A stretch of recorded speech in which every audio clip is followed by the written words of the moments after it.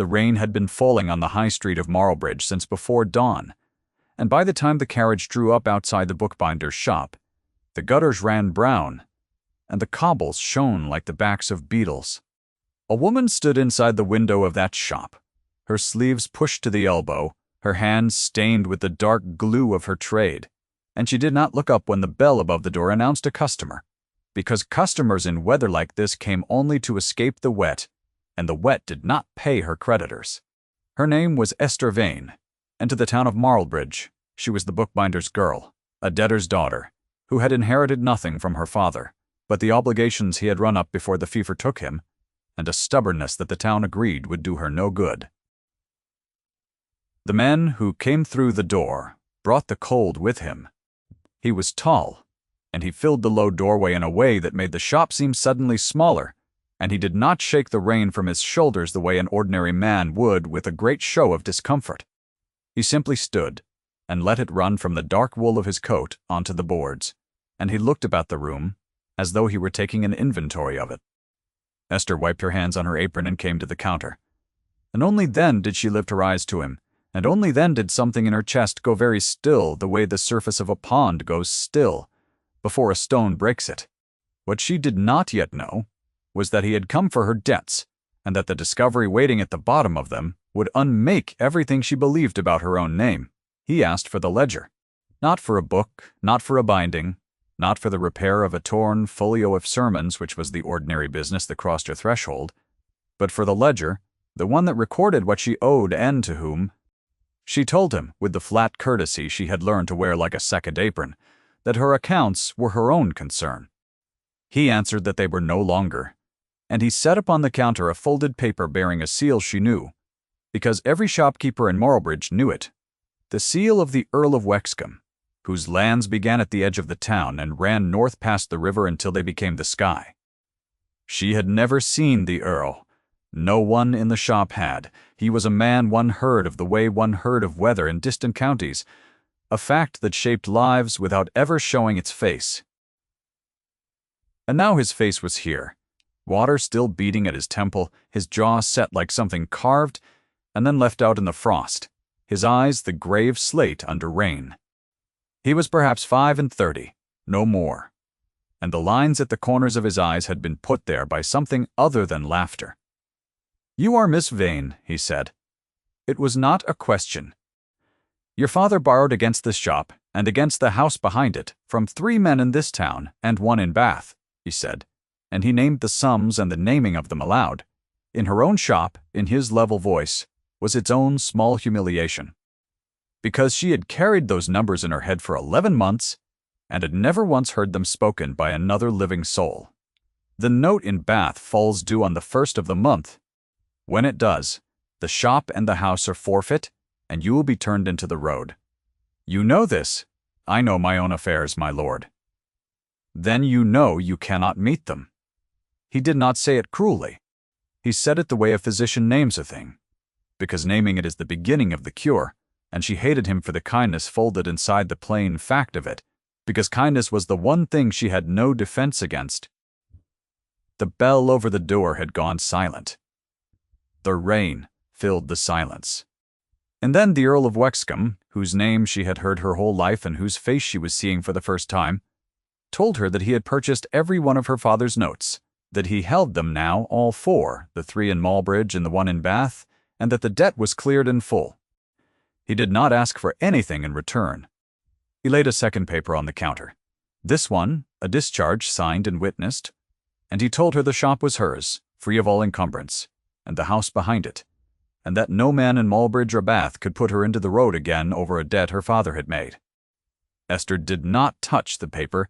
She had been waiting 11 months for the road, and a person who is braced for a blow does not know, in the first instant, what to do with the blow that does not fall. She looked at the discharge, and she looked at him, and the question came out of her before she could dress it in the courtesy he was owed. "Why?" The Earl looked at her for a long moment, and something crossed his face that she could not read, a shadow that came and went like a cloud over a field.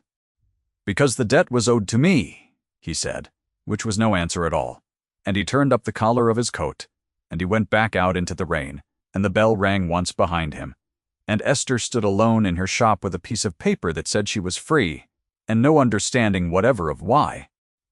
To Malbridge she had always been a small thing easily summed. The grocer's wife called her the debtor's girl when she thought Esther could not hear, and sometimes when she could. The curate's sister, who had once been kind, had grown cool after the funeral, as though poverty were a fever one might catch by standing too near.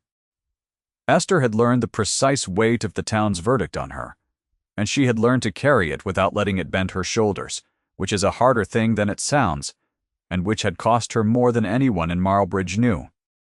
She had not always been the bookbinder's girl. There had been a time, before her mother died and before her father's slow unraveling, when there had been a small house with a clean garden and a shelf of her mother's books, and her mother reading to her by the fire from those books, in a voice that still came to Esther sometimes in the moment before sleep. Her mother had been a gentlewoman once. Esther knew that much and little more, because her father had never spoken of his wife's people, and when Esther had asked, as a child asks, he had gone so quiet and so gray that she had learned not to ask again. There was only one object that survived from that earlier life, a small miniature in a worn brass case, a painting of a woman who was not her mother, an older woman with Esther's own dark eyes and a stern, kind mouth, and on the back, scratched in a hand Esther did not know, the single word, forgive.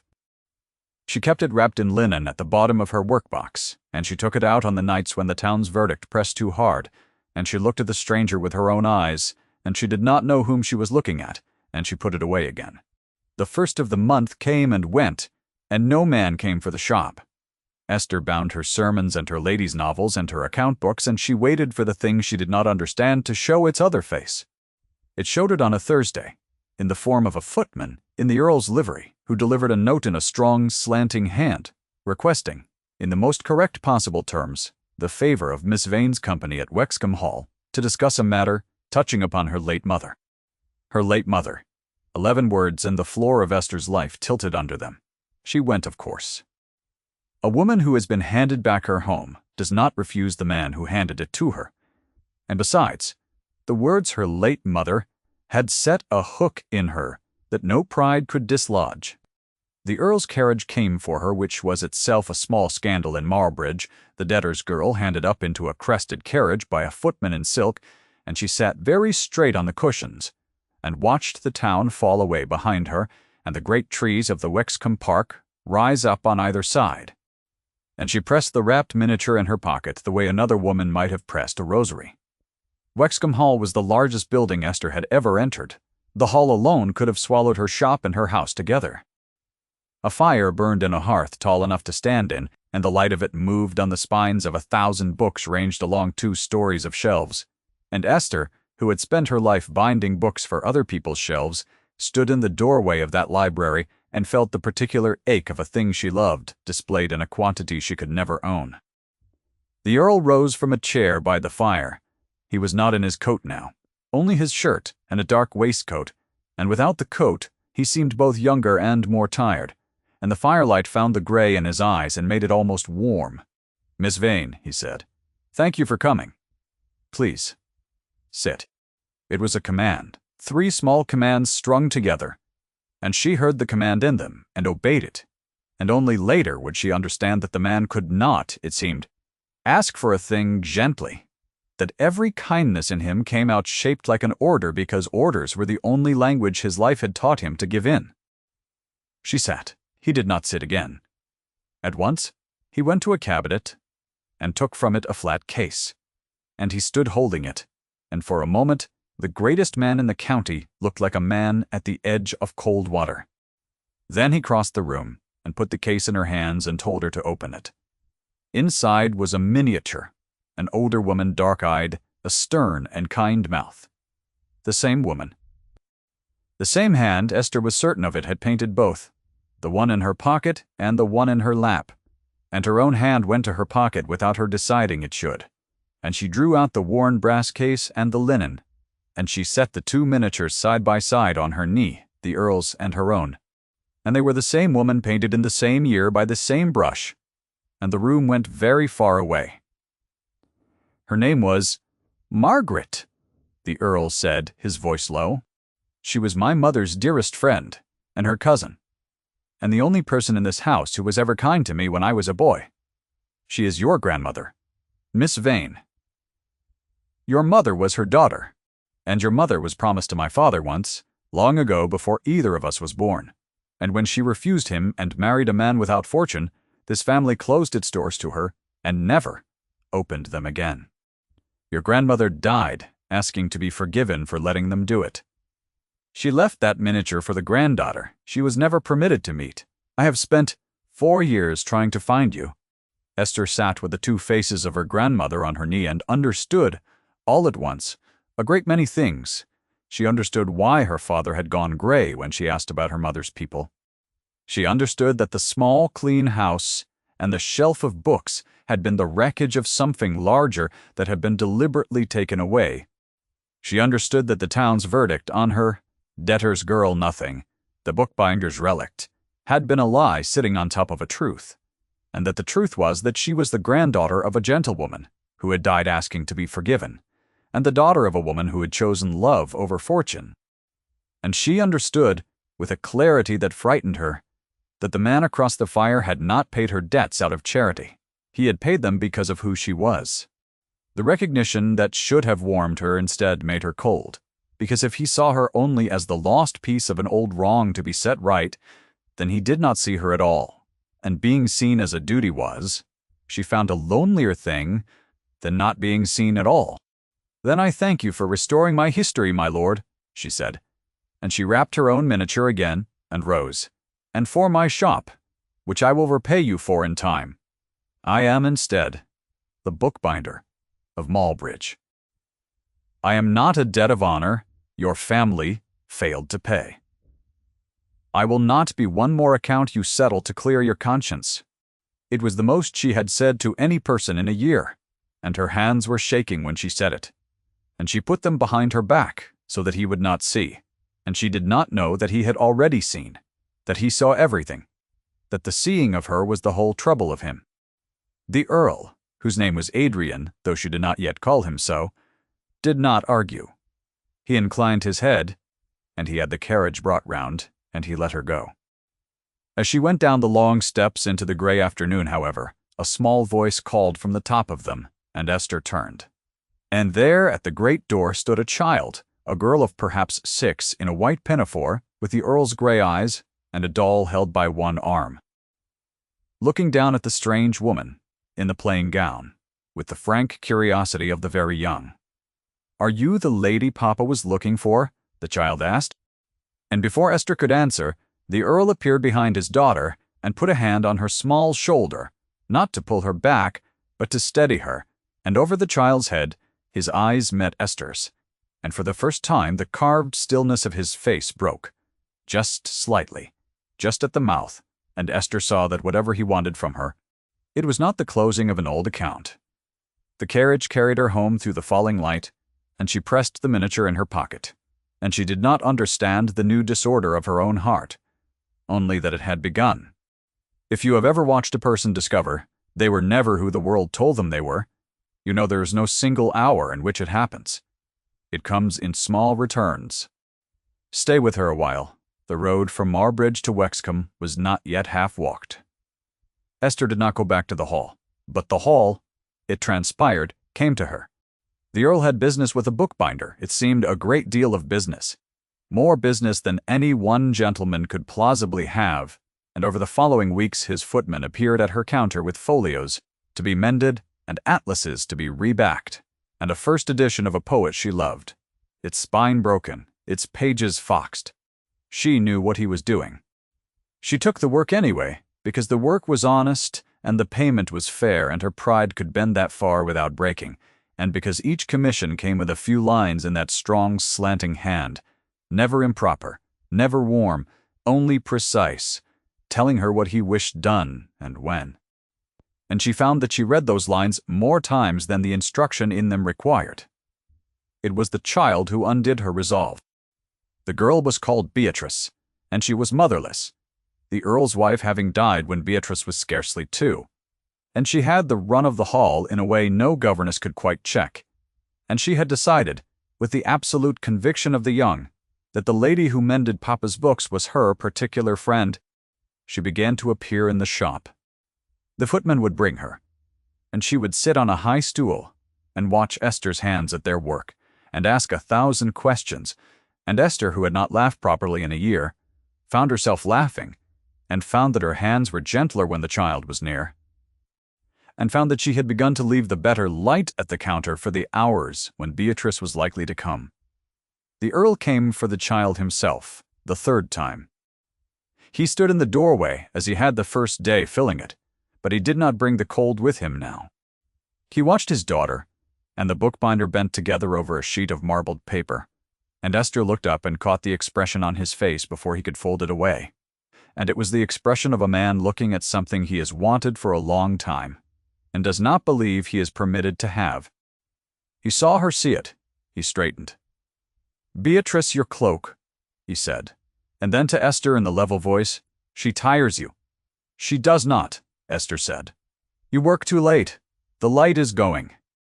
He nodded at the lamp she had lit against the dusk. "You will ruin your eyes for a sermon nobody reads." It was a reproach. It was also, she understood, the only way he had of saying he had noticed how long she worked and did not like the cost of it to her.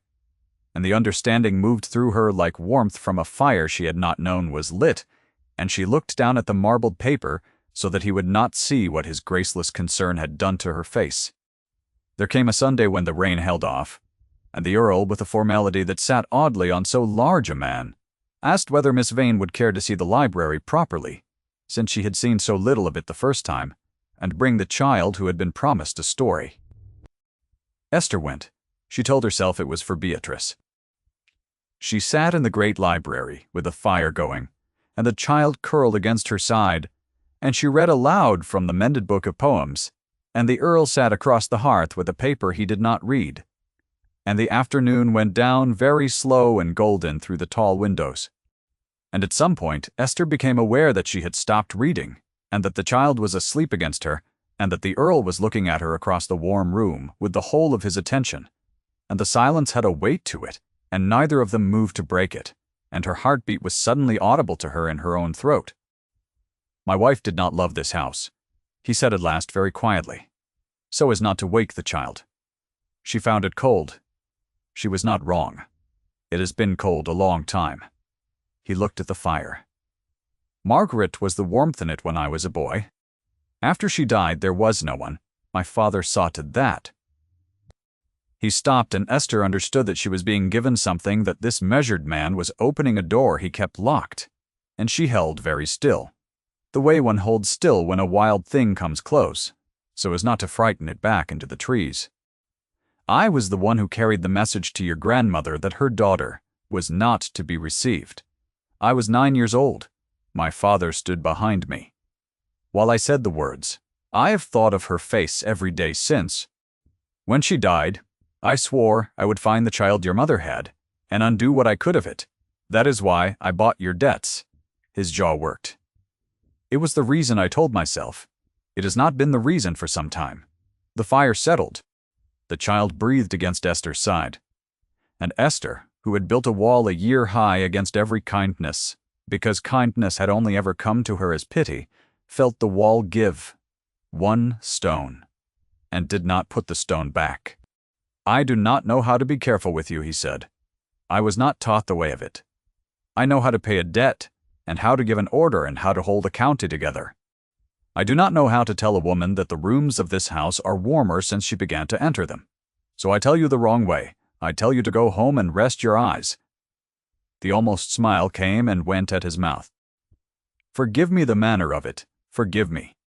The word from the back of the miniature spoken aloud in his voice, and Esther's hand went to her pocket where the brass case lay, and she did not know whether the word came to him by chance, or whether the dead had a way of speaking through the living when the living were finally ready to hear. And she only knew that something in her that had been clenched for a year came quietly unclenched. She did not stay much longer that day. When she rose to wake the child, the Earl rose too, and they stood close in the firelight, closer than propriety strictly allowed, and his hand came up as though he would touch her face, and stopped a breath away, the heat of it near enough to feel, and neither of them closed the small distance. And that not closing was louder than any touch could have been. She left with her heart going like a clock wound too tight, and she lay awake that night and named at last the thing she wanted, and the naming of it terrified her, because she was the bookbinder of Marlbridge, and wanting an Earl was the surest road she knew to being made small again. The town, of course, had begun to talk. A crested carriage cannot come and go from a bookbinder's shop without the grocer's wife counting its journeys, and the story that took root in Marlbridge was not the true one. The true one, that Esther was the granddaughter of a gentlewoman wronged by the Earl's family, was known to no one but herself and Adrian. The story the town preferred was older and uglier and required no documents. The debtor's girl had caught the Earl's eye, and everyone knew what an Earl wanted from a girl with no family and no fortune. And everyone knew it would end the way such things ended, with the girl ruined and the Earl married to someone suitable, and the grocer's wife said as much, in the shop, to a customer, with Esther standing not 8 feet away at her counter. The debtor's girl, reaching above her station, the grocer's wife said, would learn her place soon enough. That was the second time the label was spoken where Esther could hear it. She bound her book and said nothing, and her hands were perfectly steady, and only she knew the cost of that steadiness. The matter might have stayed a town's idle cruelty had it not reached Wexcombe Hall by another road. The Earl had a sister, the Lady Sefton, widowed, formidable, the keeper of the family's consequence since their mother's death, and she had her own plans for her brother, which involved a Miss Caroline Lownde, the daughter of a baron with land that marched conveniently with Wexcombe's eastern border. A young woman of polish and ice-blue silk, and a laugh she deployed like a fan. Lady Sefton heard of the bookbinder.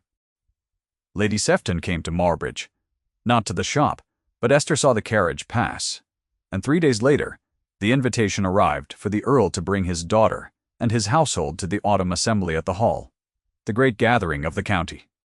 And folded into the county's expectation was Lady Sefton's intention that her brother would there announce his understanding with Miss Lownde and put an end to the unsuitable talk about the girl in the town. Esther was not invited. She did not expect to be.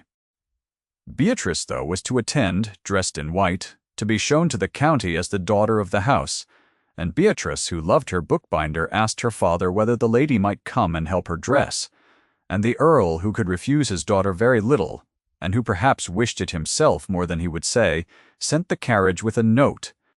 Esther stood in her shop with the note in her hand, and knew, with the cold certainty that had served her all her life, that to go to that assembly was to walk into the arena where the county rendered its verdicts. In her plain gown among the diamonds, as the talk of the town, and to be looked at and summed and dismissed in front of the only 2 people whose regard she had come to want. She knew it would hurt her. She went anyway for the child, and because some stubborn, unkillable part of her wished, just once, to stand in that bright room and not be made small. The night of the assembly. The hall blazed. Every window threw gold onto the gravel, and the carriages came in a long line up the avenue, and the music came out to meet them across the dark park. Esther dressed the child in a small back room, braiding the dark hair, settling the white sash, and Beatrice chattered and held still by turns, and when she was finished the child looked up and said, with the terrible directness of the young, that she wished the lady could stay always. And Esther kissed the top of her head, and did not trust her voice to answer. Then a maid came to take the child down, and Esther was left in the small room, and she might have slipped away then, down the back stair and into the carriage, and home, and the night would have ended without injury. Then the door opened, and it was not a servant. It was Lady Caroline, in her ice-blue silk, with 2 other young ladies behind her, and she had come, she said with a smile like cool glass, to see the famous bookbinder for herself. What followed she did with great skill and no raised voice, which is the cruelty, the well-bred reserve for those they consider beneath notice. She admired Esther's gown, in the tone one admires a thing one pities. She wondered aloud to her friends that the Earl should let a tradeswoman dress his daughter, and supposed it was charity, and that the Earl was known for his charity to the unfortunate, and how fortunate for the girl that he was. She let the word charity sit in the air. She said that of course it would not do for the child to grow attached, that children formed such unsuitable affections, and that it was a kindness, really, to remind the girl of her place before the attachment grew inconvenient. And then she said, the thing she had come to say, the thing that was the third voicing of the label and the heaviest. That the whole county knew. The Earl amused himself with the debtor's girl and would marry where he ought, and that a woman of any delicacy would have spared herself the humiliation of appearing tonight at all. Esther stood very straight under it. She had been summed her whole life. She knew how to stand under it. This time, though, the standing was harder, because this time she had something to lose, and Lady Caroline saw the cost in her face and was satisfied, and gathered her silk and her friends, and went out to the lights. And Esther was left alone in the small room with the braiding comb still in her hand, and the old certainty closing over her like cold water. She had been right. She should never have come. She was the bookbinder of Marlbridge, and she had let herself want, and this was the price of wanting. She set down the comb. He found her cloak. She went down the back stair with her face composed and her heart in pieces, and she meant to be gone before anyone could see her go. She did not weep on the stair. She had not wept in front of anyone since her father's funeral, and she did not intend to begin in a great house full of strangers who had already decided what she was. At the foot of the stair, however, in the dim passage that led to the side door in the waiting dark, she had to stop and put her hand against the cold wall and simply breathe, because the grief of it was larger than she had braced for. And the thing that hurt most was not Lady Caroline's words, but the small white figure she was leaving behind in the bright room. The child who had asked her to stay always, and whom she was now teaching, by leaving, the same lesson the world had taught Esther, that the people you love go away. It was the cruelest thing she had ever done, and she was doing it to be kind, and she could not see in that passage any third way between the two. A door opened at the end of the passage, and the noise of the assembly spilled in, music and voices and the clink of glass, and then it closed again and cut the noise off. And Adrian was there in the dim in his dark coat, having come down by some instinct to look for the woman he had not seen arrive in the bright rooms above. He took in the cloak, the composed and broken face, the hand against the wall. He did not ask what had happened. He seemed to know. Something moved across his features in the dimness, and it was not the carved stillness now. It was nearer to fury, held hard. "You are leaving," he said. "I should not have come, my lord. It was not my place." Lady Caroline was good enough to remind me of it. She meant the words to come out level, and they came out level, which was its own small victory, and she drew the cloak about her. "Beatrice is dressed. She will look very well. Please tell her I said so. Good night." He did not move out of the passage to let her pass. "What did my sister's chosen lady say to you?" It was not a question either. His voice had gone very quiet, which she had learned was the most dangerous register he owned. "Nothing that the town has not said for a month. Nothing untrue." She lifted her chin. "I am the debtor's girl, and you are the Earl of Wexcombe, and your daughter has formed an attachment that will do her harm, and it is better mended now than later. Lady Caroline is quite right.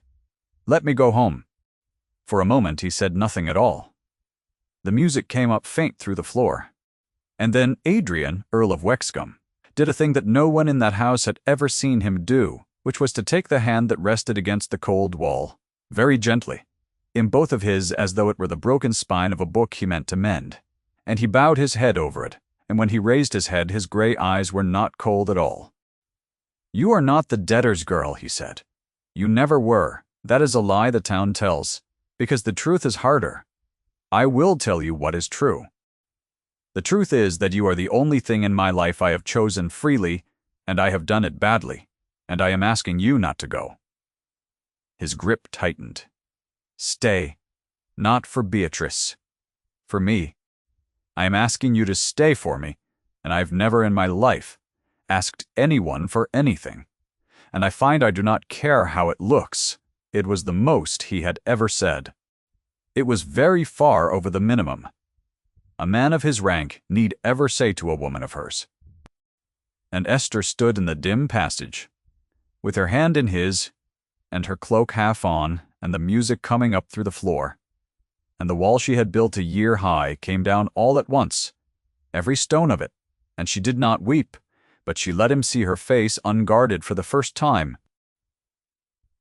As a man does when a long pain finally eases. They will say you were caught by a tradeswoman, she said. Your sister will never forgive it. Lady Caroline will tell the county. You trapped him. Let them say it tonight, he said. Tomorrow they will say something else. I mean to give them a great deal to say. And he drew her hand through his arm, and he turned her not toward the side door in the dark, but toward the passage that led back up to the lights and the music and the whole assembled county, and Esther understood what he meant to do, and she set her feet. Adrian. It was the first time she had used his name. He stopped. If you do this, there is no undoing it. I have undone enough in my life, he said. I should like for once to do something that cannot be undone. The assembly room of Wexcombe Hall was the largest and brightest space in the county, and on the night of the autumn assembly it held 300 people, the whole of the local quality, ranged in their silks and their diamonds under a ceiling painted with clouds, and 100 candles in 2 great chandeliers, and at the head of the room, on a low dais near the musicians, stood Lady Sefton in deep garnet, with Caroline at her side in ice blue, the two of them arranged like the conclusion of a sentence the county had been reading all autumn. Lady Sefton had been waiting for her brother to appear, so that the understanding might be announced and the season's chief question answered. The Earl appeared at the far doors. The room turned to him the way a field of grain turns to wind.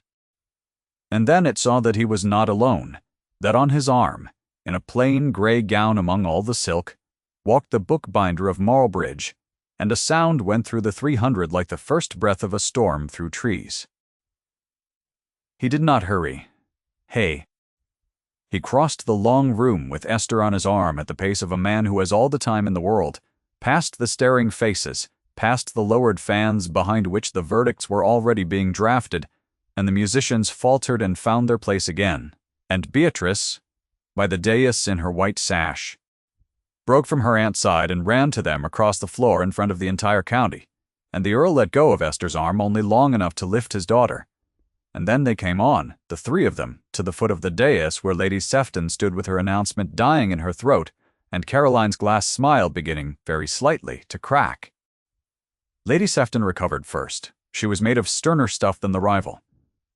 Adrian, she said, low and furious for his ear, you forget yourself. You forget your name. This is a tradesman's daughter. Wand. The Earl looked at his sister, and then he looked out at the county, 300 faces upturned in the candlelight, and he did not raise his voice, because a man with real authority never needs to, and the room had gone so silent that he had no need. This is Miss Esther Vane, he said, granddaughter of Margaret Carlow, who was a daughter of this house, and whom this family wronged, and who died, asking to be forgiven. I mean to mend that wrong in the only way left to me. He drew breath. The candles burned. 300 people did not breathe. I am going to marry her, he said. 6 words, they were not poetry. They cited nothing but the fact of his intention, and they were the most irrevocable thing Esther had ever heard spoken. And they fell into the silent room like a stone into a still pond, and the rings of them went out and out to the painted ceiling and back. For a moment, nothing moved. Then Beatrice, in her father's arms, laid her head against Esther's shoulder, with a small, contented sigh that carried in the silence. And that small human sound broke the spell, and the room began in 2s and 3s to understand what it had witnessed. Lady Caroline Lowndes' smile did not survive it. She stood a moment in her ice-blue silk while the meaning arrived, and then a flush climbed her throat, and she turned and made her way toward the doors with what dignity she could gather. And 2 of the young ladies who had stood behind her in the small room an hour before did not follow her, which told the county everything it needed to know about the turning of the tide. Lady Sefton stood very still on the dais. She was a proud woman and a hard one, But she was not a stupid one, and she had spent her life reading rooms, and she read this one now, and she saw that the county, against every expectation, was not scandalized but moved. That there is no story the quality loves so well as a wrong set right, and that her brother had just handed them one. The calculation passed behind her eyes in a single moment, the swift recognition of a woman whose script has worked everywhere except here. The old vicar of Marlbridge, who had buried Esther's father and who had known it, turned out more of the old story than he had ever said, stepped forward from among the guests and bowed to Esther with a formality he had never once shown the bookbinder's girl, and said in a voice that carried that he had known her grandmother, and that the lady would be glad. And his stepping forward gave the county permission, and the room came alive with the particular warm murmur of people who have decided all at once to be generous. And Lady Sefton, seeing it, came down from the dais. She did not embrace the bookbinder. She was not made for embraces. She inclined her head instead, the smallest possible degree, and said, for the family's ears, that if her brother was determined, the thing had best be done properly, and that she would see to the settlements herself, which, from Lady Sefton, was a laying down of arms more complete than any apology. Esther stood at the center of the bright room with the child against one shoulder and the Earl close at her other side, and the county's faces turned toward her now in welcome where an hour before they had turned in judgment, and she did not feel triumph. She felt the strange quiet that comes when a long-held breath is finally let go. She thought of her grandmother's face in the miniature, the dark eyes that were her own. The words scratched on the back. She thought she understood it now. Forgive was not only what the dead woman had asked of the family that wronged her. It was what she had asked of the granddaughter she would never meet. The asking that her life not be spent in the cold the wrong had made, that she let herself, when the warmth came, walk into it. Esther had spent a year refusing every warmth as pity. She did not refuse this one. The winter came early to Wexcombe that year, and it came kindly. By the first snow, Esther was mistress of the cold house her grandmother had once warmed, and she had begun in small ways to warm it again. She did not give up the shop. The Earl had thought she might, she had told him. In the level voice she had learned partly from him, that a woman who had kept herself by her own hands for a year would not be parted from those hands by a wedding ring. And he had looked at her with the almost smile that was now very nearly a true one, and had said only that he would have the best light in Marlbridge fitted at the counter, so that she would not ruin her eyes, and she had let him because she had learned by then to hear the tenderness inside his orders and to answer it in kind. There was a snowfall on the evening I am thinking of, the kind that falls straight and slow and turns the great dark park to a single, soft, white field. In the library, where the fire was lit and 1,000 books held the warm light along their spines, Beatrice lay on the hearthrug with the mended book of poems open before her, sounding out the words she knew, and Esther sat in the chair by the fire that had once been cold and was not cold now.